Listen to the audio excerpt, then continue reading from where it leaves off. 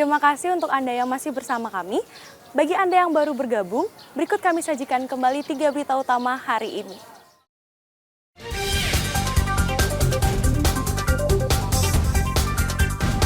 Petugas pemadam kebakaran menangkap ular sanca yang masuk ke rumah warga di Desa Mendoyo, Jemberana.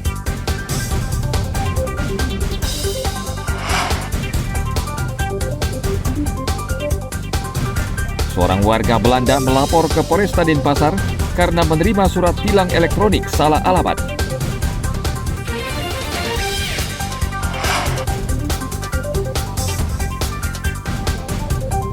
Mencoba kelezatan sate, pepes hingga bakso ikan marlin di kawasan Denpasar Selatan.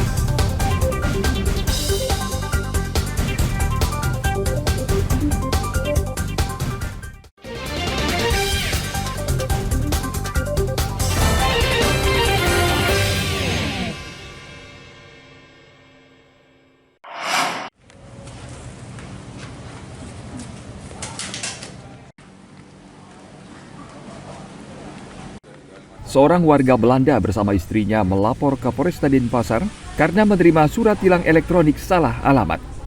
Franciscus Johannes bersama istrinya, Ingrid Agustina, yang tinggal di Desa Jasri, Karangasem, mendatangi ruang konfirmasi ETLE Satlantas Polresta Denpasar. Kepada petugas, Franciscus dan Ingrid mempertanyakan surat tilang elektronik yang salah sasaran tersebut. Surat tilang ditujukan kepada dirinya sebagai pemilik mobil yang sudah dijualnya 5 tahun lalu. Pengendara mobil yang sudah dijual 5 tahun lalu terbukti menerobos lampu merah di kawasan Simpang Buagan, Denpasar. Kemarin tanggal 24 November kita terima surat itu tidak ada sama sekali orang yang mengontak kami untuk minta identitas untuk perpanjangan PPKB. Seharusnya sudah gitu loh perpanjangan itu. Jadi tiba-tiba ada surat tilang ke ya, dan nama itu dengan nama suami saya kan kaget juga karena mobil itu kita sudah ganti, ini ketiga kalinya kita ganti mobil.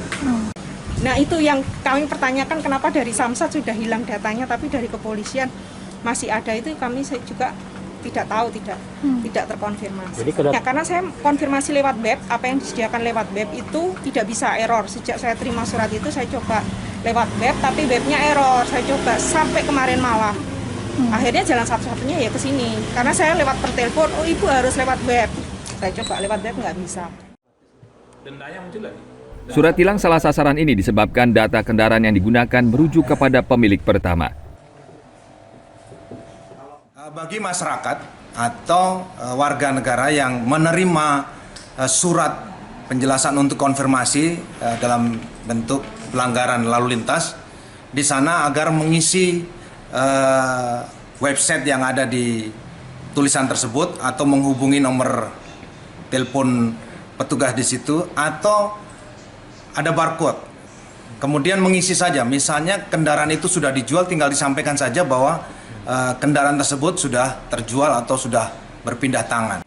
Apabila tidak dibalik nama, kemudian surat pemberitaan itu nyampe di masyarakat, kemudian tidak dikonfirmasi, secara otomatis akan terblokir dan nantinya akan diketahui saat pemilik kendaraan ini akan membayar pajak, ya, akan membayar pajak. Di situ kendaraannya terblokir, sehingga setidaknya yang bersangkutan harus menyelesaikan administrasi daripada pelanggaran tilang dulu sebelumnya, baru membayar pajak. Polda akan terus melakukan koordinasi dan evaluasi terkait penerapan Electronic Traffic Law Enforcement atau tilang elektronik di wilayah Bali. Tim Liputan melaporkan dari Kota Denpasar.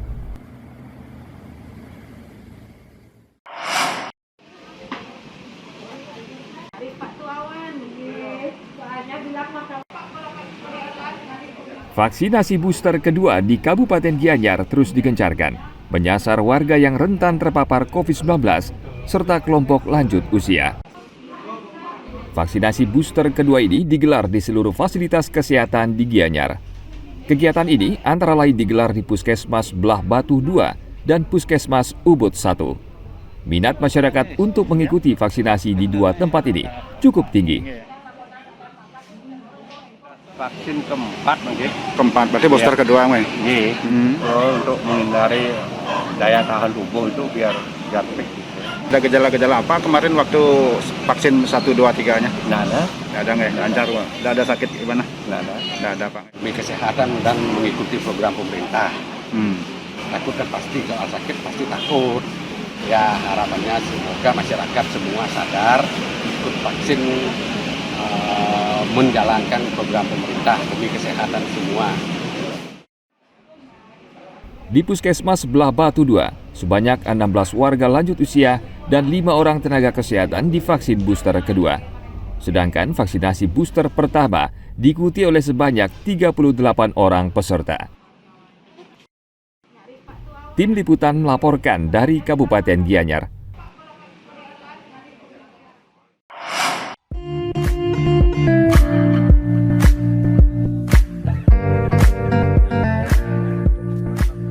Kampanye Kembali Becik untuk memperkenalkan wisata yang ramah lingkungan dan berkelanjutan digelar di Kabupaten Gianyar pada akhir pekan lalu.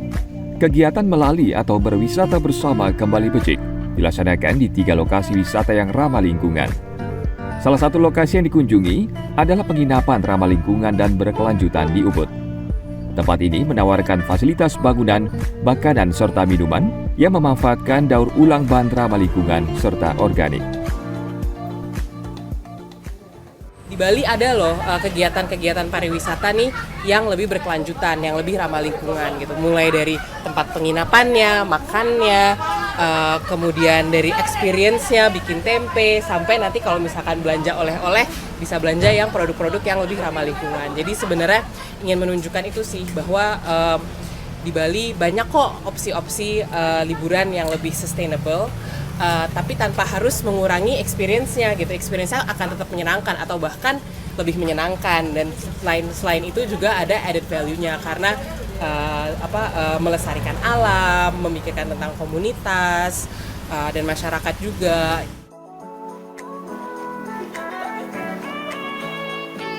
Destinasi kedua yang dikunjungi adalah usaha pembuatan tempe yang menggunakan bahan baku lokal alami.